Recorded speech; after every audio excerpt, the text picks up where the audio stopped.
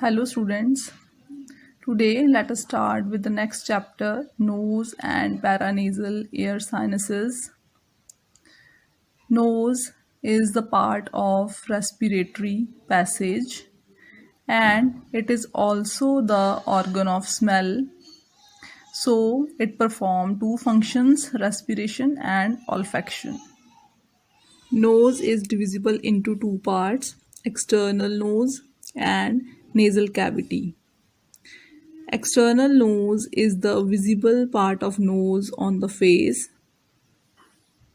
Nasal cavity is inside of the nose, which is lined by mucous membrane. It also contains mucus gland, serous gland and little hair.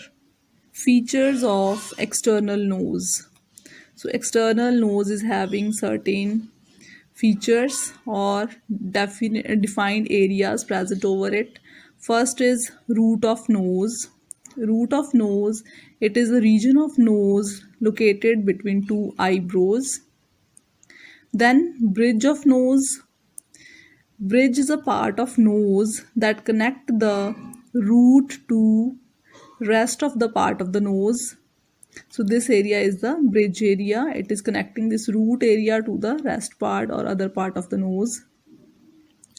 Next is dorsum of nose. Dorsum is the upper margin of the nose, or we can say it is the length of the nose. So this is dorsum. It is also known as dorsum nasi. Then apex. Apex of the nose or tip of nose. So it is this area, anteriormost part of external nose, which is forming the tip area or apex of the nose. Then columella. This is columella, the tissue that links nasal tip to the nasal base. So nasal tip is here and this is nasal base. So this tissue, it forms the columella. It is inferior margin of the nasal septum. So nasal septum, it is the septum or partition divides the nasal cavity into two halves. So here lies the inferiormost part of that nasal septum and the tissue which is lining the inferior margin, it is known as columella. Then next is ala of nose. Ala, it is also known as nasal wings or wings of the nose. So it is lower lateral surface of external nose. So this lowermost and lateral surface, this is lateral surface, it is known as ala or alar wings or wings of nose or ala nasi. Then external nares. External nares means it is the point of entry of air into the nasal cavity. So these are known as external nares. External nares or anterior nares. So these points of entrance leads into the nasal cavity. Here we can also find out this is root of nose, dorsum of nose, bridge of nose, then ala nasi, then tip of nose, anterior nares or nostrils, and this is side of nose or lateral wall of nose. External nose is made up of bone and cartilage. Bony part of nose is formed by two nasal bones. Then frontal process of maxilla. This is maxilla bone and the part of it which extends towards the frontal bone is known as frontal process of maxilla. So on both the sides, these frontal processes are forming the nose, and then Nasal process of frontal bone. So this hole is frontal bone, the part of it facing towards or projecting towards the nasal bone, that is known as nasal process of frontal bone. So all these three bones constitutes the bony framework or bony skeleton of the nose. So upper one-third portion of the nose, of external nose, is formed of bone only, and rest two-third portion is formed by cartilages. So cartilages which forms the external nose are, first is superior nasal cartilage. This larger cartilage is known as superior nasal cartilage. And next comes the inferior nasal cartilage. These are shown in blue color. And then lateral aspect is formed by the alar cartilage. So alar contains alar cartilage, and also there is presence of septal cartilage. Septal cartilage mainly forms the nasal septum, but some part of it also extends towards the lateral wall of nose,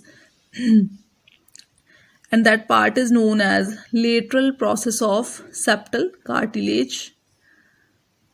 So four cartilages form the lower two-third portion of external nose: superior nasal, inferior nasal, lateral process of septal cartilage, and the alar cartilage. Nerve supply of external nose. Skin over external nose is supplied by external nasal, infratrochlear, and infraorbital nerves. External nasal nerve is a branch of ophthalmic nerve that is further a branch of first division of trigeminal nerve. Second is infratrochlear nerve. Infratrochlear nerve is a branch of nasociliary nerve. Nasociliary nerve is a sensory nerve to the eye, and it is further a branch of ophthalmic division, that is the first division of trigeminal nerve. Next comes to infraorbital nerve. It is a branch of maxillary nerve. Next comes to nasal cavity. Nasal cavity extends from external nares or anterior nares or nostrils to the posterior nasal aperture. Here lies the posterior nasal aperture. This is the interior view of nasal cavity. So if we cut a coronal section across the nasal cavity, we can see nasal cavity is divisible into two halves, left half and right half, by the nasal septum. So nasal septum is a partition which is separating the nasal cavity into two equal halves, and each half is having its roof, floor, lateral wall and medial wall. So let us consider one half. Suppose left half of the nasal cavity. This left half is having this roof, this floor, this is lateral wall, and this is medial wall. And in the same manner, right nasal cavity is having roof, floor, medial wall and lateral wall. This is the diagram showing nasal cavity. In this we can see the lateral wall of the nasal cavity. Medial wall has been removed to expose the cavity from side view. So the height of the nasal cavity, it is about 5 centimeters. Length is 5 to 7 centimeters. And width from lateral wall to medial wall. Medial wall that is cut, that distance is about 1.5 centimeters near the floor. And width of the nasal cavity near the roof is only about 1 to 2 millimeters. The differences in the width of the cavity in floor and roof area is different because the cavity is more wider inferiorly and the width here is about towards the floor, it is about 1.5 centimeters, and as we proceed upwards we can see this is the ethmoid bone which is projecting more towards into the nasal cavity and making it narrow. So here the distance between medial wall and lateral wall, or we can say width of the nasal cavity, that is, it is about 1 to 2 millimeters only. Roof of the cavity, it is about 7 centimeters long and 2 millimeters wide. It sloped downwards anteriorly as well as posteriorly, and the central part is horizontal. Middle horizontal part is formed by cribriform plate of ethmoid bone. Anterior slope is formed by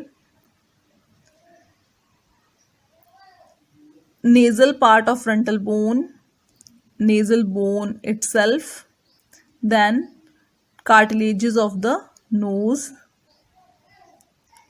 Posterior slope is formed by inferior surface of body of the sphenoid bone.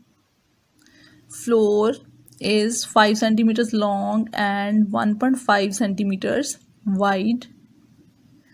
It is formed by palatine process of maxilla bone and behind by the horizontal plate of palatine bone. It is concave side to side and slightly higher anteriorly as compared to posterior aspect. Applied anatomy related to nose.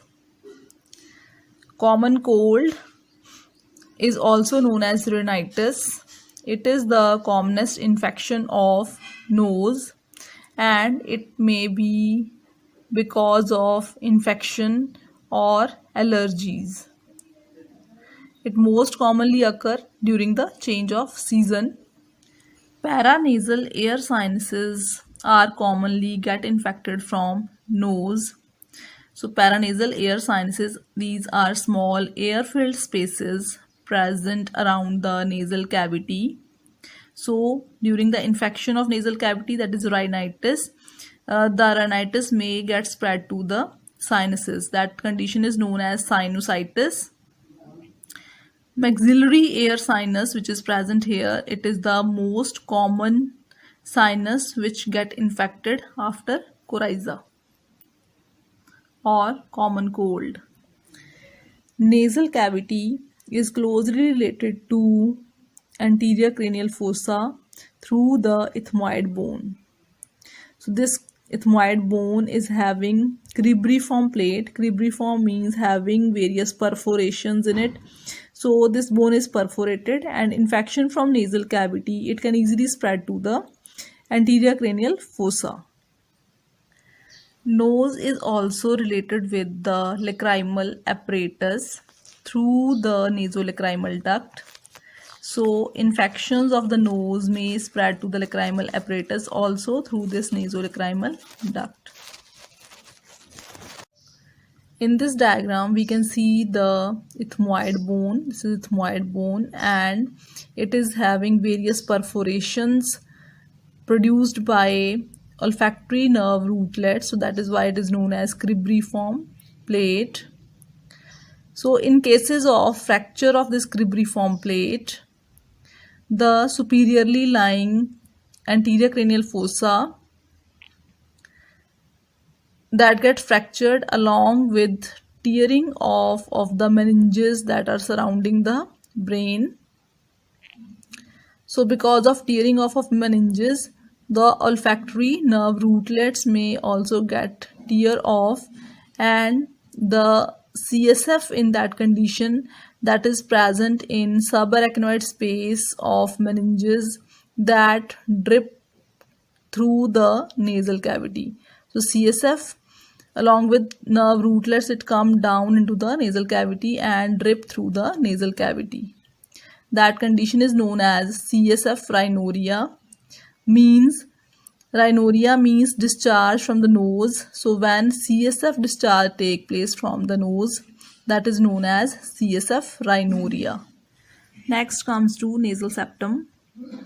Nasal septum is a median partition between the two half of nasal cavity. So this hole is a nasal cavity and it is divided by this median partition known as nasal septum. It is an osseo-cartilaginous structure, means in upper part it is formed by bone and lower part of the nasal septum is formed by cartilage. On both sides it is lined by a mucous membrane and it forms the medial wall of both the nasal cavities. In left nasal cavity it is forming the medial wall and in the right nasal cavity it is also forming the medial wall of the cavity. Bony part of the nasal septum is visible here in brown color. So bony part is formed mainly by the vomer bone and perpendicular plate of the ethmoid bone. It also receives slight contribution from the nasal spine of frontal bone, nasal crest of nasal bone, palatine bone and maxillary bone, which are forming the hard palate. Posteriorly, sphenoid bone is also giving slight contribution in the formation of the nasal septum. In this diagram, we see the vomer bone. This is vomer, which is present towards the posterior nasal aperture and forming the partition between two nasal cavities there. And this is posterior nasal aperture, one cavity and another cavity, left and right cavities, and above vomer bone is articulating with the body of the sphenoid bone. So this is body of sphenoid bone.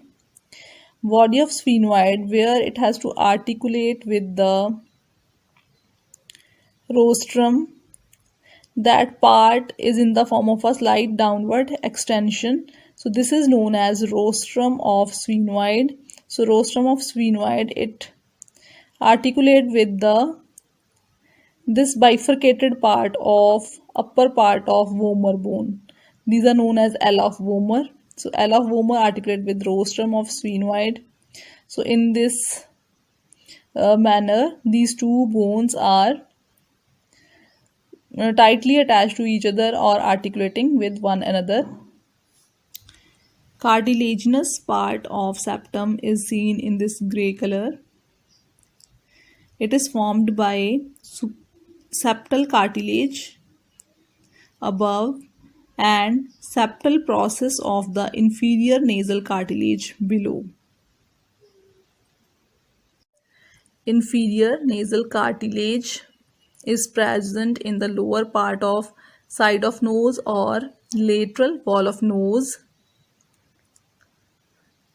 But some part of this inferior nasal cartilage, it also turn medially and form some part of the septum, nasal septum. That part is known as septal process of inferior nasal cartilage. So here we can see this small turned part of the inferior nasal cartilage is the septal process that constitutes the some part of nasal septum. So only this much portion of the nasal septum is formed by a septal process of inferior nasal cartilage. Cuticular part or lower end of the nasal septum, it is formed by fibrofatty tissue covered by skin. So in this area, fibrofatty tissue is present and it is covered by skin. So lower margin of the septum is known as columella. Nasal septum is rarely strictly median, means it is very rarely that it lies in the median plane exactly vertical or straight, but most of the time it is usually deflected to one or another side at the junction of these two bones, vomer bone and perpendicular plate of the ethmoid bone, because one or another bone may get overgrown at this junction, so make the this nasal septum deviated to one or another side. So slight deviation, it is considered as normal or physiologic, but if this deviation is more, that leads to a pathological condition known as deviated nasal septum. So nasal septum is having four borders: superior border, inferior border, anterior border and posterior border, and it is having two surfaces, left surface and right surface. Blood supply of nasal septum. Anterosuperior part of nasal septum is supplied by two arteries, anterior ethmoidal and posterior ethmoidal artery. Both these arteries are the branches of ophthalmic artery, and ophthalmic artery itself is a branch of internal carotid artery. So in the cranial course of internal carotid, this ophthalmic artery arises. Then posterior-superior aspect of the nasal septum, it is supplied by sphenopalatine artery. It is a branch of external carotid artery. Antero-inferior part of nasal septum is supplied by superior labial artery, which is a branch of facial artery. And posterior-inferior part is supplied by branches of greater palatine artery. Greater palatine artery is a branch of descending palatine artery, which in turn is a terminal branch of maxillary artery. So maxillary artery first gives a branch known as descending palatine artery, and then descending palatine artery gives a branch known as greater palatine artery. In the antero-inferior part of nasal septum, there forms a large capillary network known as Kieselbach's plexus. So it is also known as Little's area, and it is common site of bleeding from nose, that is known as epistaxis. So epistaxis is the commonly take place from Little's area or from the Kieselbach's plexus. Venous drainage. So veins from the nasal septum, these form a plexus in the Little's area and drains into different directions. Anteriorly, the veins drain into facial vein. Posteriorly, the veins drain into pterygoid plexus of veins, and sometimes the veins from the upper part of septum may also drain into the cavernous sinus, and some veins these enter into the anterior cranial fossa through the foramen cecum. So that is nasal vein enters into the anterior cranial fossa through the foramen cecum. Nerve supply of nasal septum.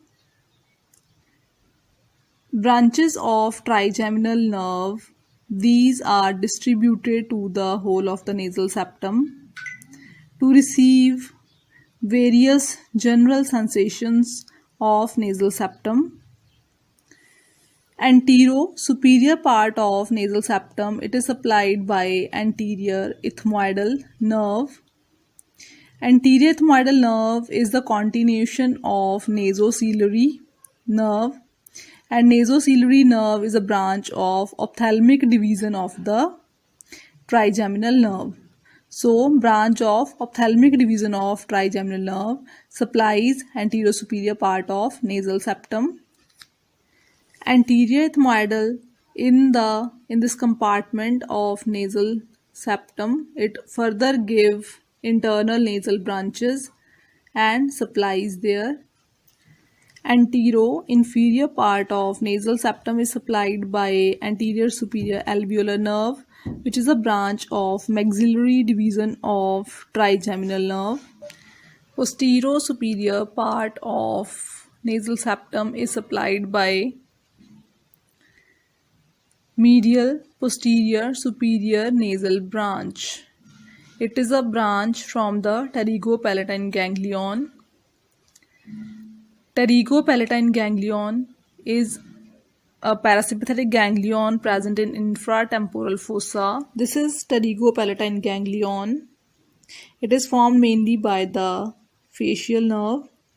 It gives various branches, and one branch is going towards the nasal cavity. This is posterior superior nasal branch.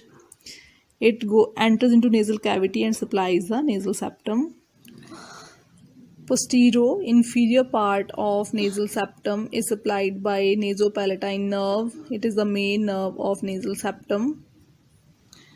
Sphenopalatine nerve is also known as long sphenopalatine nerve, and it also arises from the pterygopalatine ganglion. Sensory nerve supply to nasal upper part of nasal septum, it is provided by olfactory nerve. Means sensation of smell from the nasal septum is received by olfactory nerve. Olfactory nerve is the first cranial nerve, and its rootlets innervates the upper part of olfactory area. Lymphatic drainage of nasal cavity and nasal septum. Anterior half of nasal cavity and nasal septum, these are drained by a submandibular group of lymph nodes which are present in this area. And then posterior half of nasal cavity and nasal septum, these are drained by retropharyngeal group of lymph nodes which further drain into the upper deep cervical group of lymph nodes. Applied anatomy related to nasal septum. Little's area, which is present in anterior-inferior aspect of nasal septum, it is the area of anastomosis of different vessels. So it is the area of bleeding. It is also known as Little's area. And sphenopalatine artery is the main artery of epistaxis because it is a larger artery reaching this area, and it gives more contribution for the formation of Kieselbach's plexus. Next is the condition related to this nasal septum, that is known as DNS, deviated nasal septum. So as we studied earlier, slight deviation in the nasal septum is common, but when this deviation is larger, it becomes pathological.